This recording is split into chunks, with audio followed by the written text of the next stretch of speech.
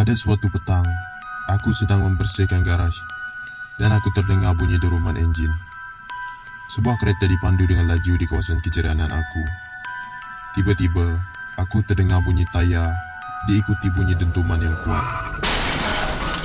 Aku berlari keluar ke jalan dan menyedari bahawa di luar telah berlaku kemalangan. Seorang budak lelaki telah dilanggar oleh sebuah kereta yang dipandu laju sebentar tadi. Tubuh kecilnya terbaring di jalan dalam keadaan yang menyayat hati. Aku segera mengeluarkan telefon bimbit aku dan menelefon ambulans.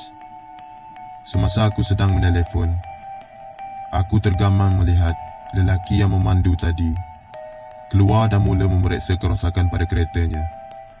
Dia tidak menghiraukan budak lelaki yang cedera itu. Tiba-tiba, seorang wanita berlari keluar dari rumahnya sambil menjerit dan menangis. Ternyata, wanita itu merupakan ibu kepada budak lelaki itu. Dia berlari ke arah pemandu itu dan mula menggoncangnya. "Apa yang kamu sudah buat?" Wanita itu bertanya sambil menggoncang lelaki itu. "Apa yang kamu lakukan kepada anak saya?" Jeritan pedihnya membuatkan hati aku terasa sedih. Teramat-amat sedih. Namun pemandu itu menolaknya dengan kasar dan mula bertengkar dengannya. "Ia bukan salah saya," lelaki itu menjerit. "Budak lelaki itu yang melompat keluar di hadapan saya. Lihat apa yang dilakukan pada kereta. Saya akan membuat kamu membayar untuk ini. Ini semua salah anak kamu." "Kamu kejam," jerit si ibu. "Kamu kejam, saya tidak akan maafkan kamu untuk ini," jerit ibu itu dalam kesedihan. Ambulans akhirnya tiba, tetapi tiada apa yang boleh mereka lakukan untuk menyelamatkan budak kecil itu, kerana dia sudah pun meninggal dunia di tempat kejadian. Setelah itu, pihak polis tiba di tempat kejadian dan cuba untuk menentukan siapa yang bertanggungjawab dalam kemalangan itu. Tetapi tiada saksi yang melihat. Jadi, mereka terpaksa menerima kenyataan dari lelaki tersebut, lelaki yang memandu kenderaan. Dia tidak didakwa atas sebarang jenayah dan dibenarkan bebas. Beberapa hari kemudian, pemandu itu menghantar bil kepada wanita ibu kepada budak lelaki yang mati dirempuh. Bil itu adalah bil pembaikan keretanya. Bahagian depan kereta kemek dan lampu depan rosak. Apabila wanita itu enggan membayar, lelaki itu membawanya ke mahkamah. Wanita itu yang masih dalam kesedihan, yang juga tidak dapat menuntut keadilan ke atas kematian anaknya, malah perlu membayar pembasahan kepada lelaki tersebut atas kerosakan kereta. Tambahan lagi, juga perlu membayar kos guaman. Beberapa bulan selepas kes kemalangan itu, lelaki si pemandu baru pulang dari kerja dan mendapati isterinya telah hilang.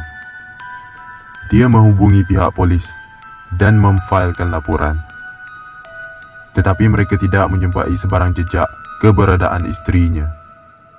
Seolah-olah dia telah hilang di tiup angin. Beberapa hari kemudian, kedua anak lelakinya juga hilang. Mereka telah dilihat meninggalkan sekolah mereka, tetapi mereka tidak pernah pulang ke rumah. Kehilangan mereka agak misteri.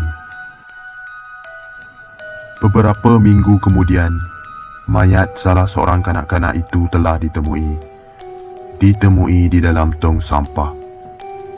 Apabila detektif yang menyiasat kes ini telah mendapat tahu bahawa lelaki yang melaporkan kehilangan ini pernah terlibat di dalam satu kes kemalangan yang menyebabkan kematian seorang budak lelaki, mereka mulai curiga.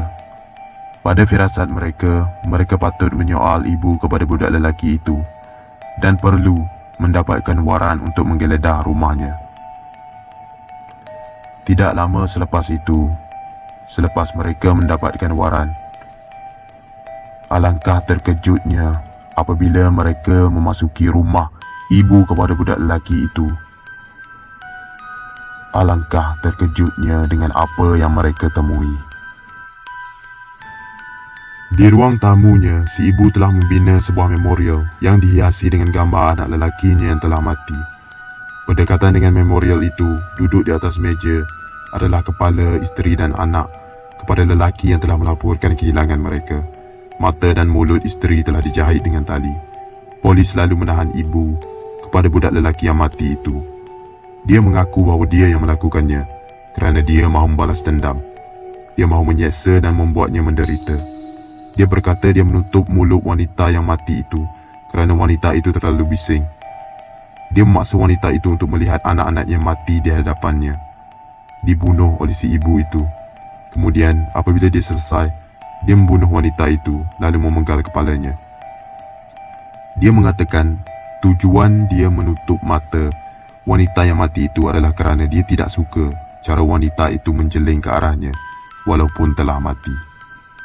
Ibu itu didapati bersalah dan dikenakan hukuman mati. Dia dihukum gantung. Kesimpulannya, semua ini berlaku kerana kesombongan. Dan poin yang paling tinggi adalah semua ini berlaku hanya kerana kereta yang rosak.